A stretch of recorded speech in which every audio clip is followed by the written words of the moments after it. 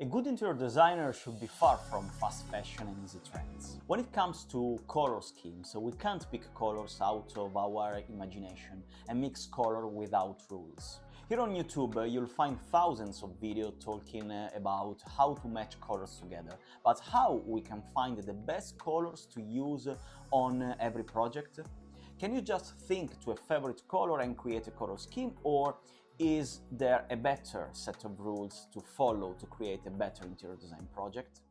My name is Alberto and I am an interior designer based in London. I have a master's degree in architecture and I am the founder of Design, an interior design studio based in London. In this video, I will not talk about the best color trends in 2023 or which are the most popular colors in London, as each project is different and each project needs a deep research. In this video, I will explain how interior designers pick colors based on emotion, room function, and many other factors like word location, environment, and of course, style. Interior design is frequently drawn near the fashion world, but I think it is completely different, as you don't create your dream home every week.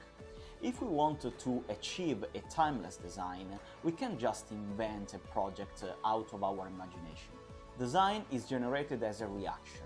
Our action is to ask the right questions to the project, and the project itself will give the answers needed. Let's start thinking about colors, starting from emotion. To explain how colors affect the emotion, think about movies. In movies we can find many colors patterns, depending on the emotion the director wants to give.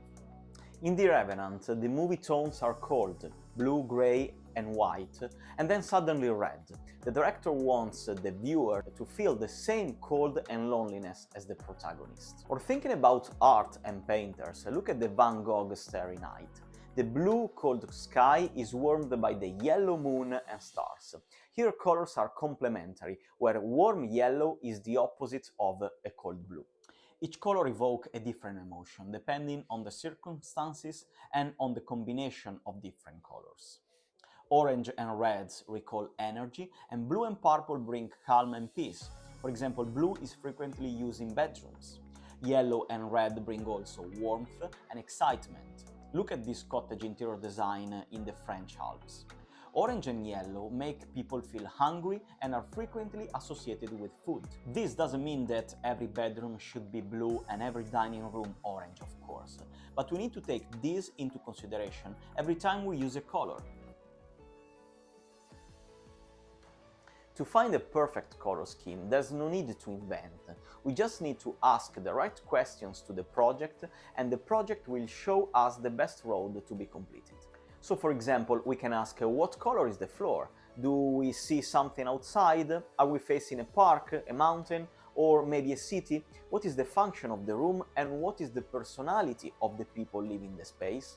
As you can understand, if we want to create a relaxing space, we need to use a certain color scheme, while if we want to create an active space, a gym for example, we can use other colors.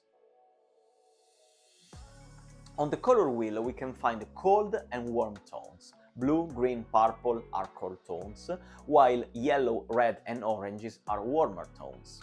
We can match color with the color wheel using different rules. For example, we can use complementary colors, so two opposite colors on the wheel. Or we can do a monochromatic scheme using very similar colors. Or even analogous color, bringing colors that are close on the color wheel.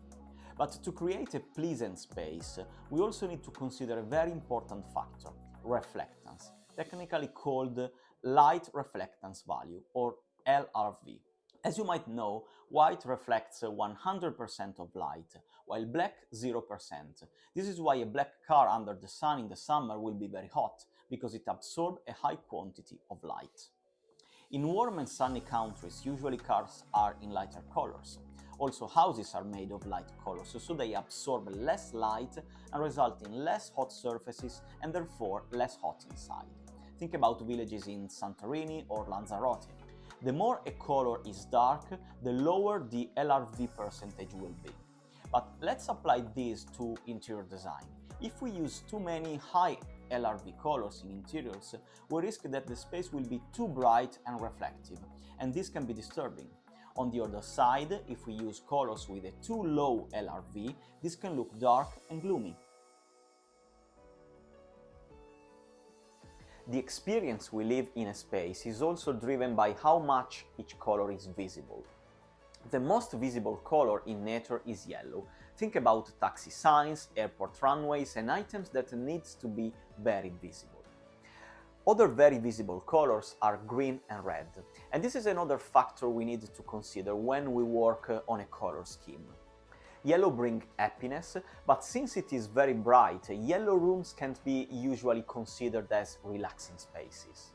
Different materials reflect light and color in a different way. In a living room, white matte surfaces tend to reflect outside colors, and we can play with that with internal colors. Shiny metal surfaces tend to make an object disappear. For example, think about this image showing how the pillar disappeared at the Aqua Shard in London.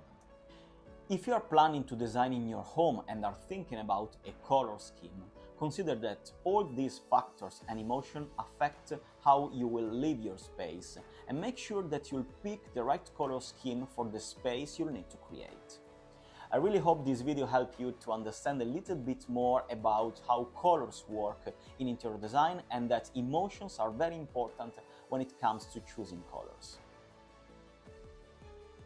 If you like this video, just click on the like button, and if you want to know more about interior design, just click subscribe so you don't miss important, interesting videos.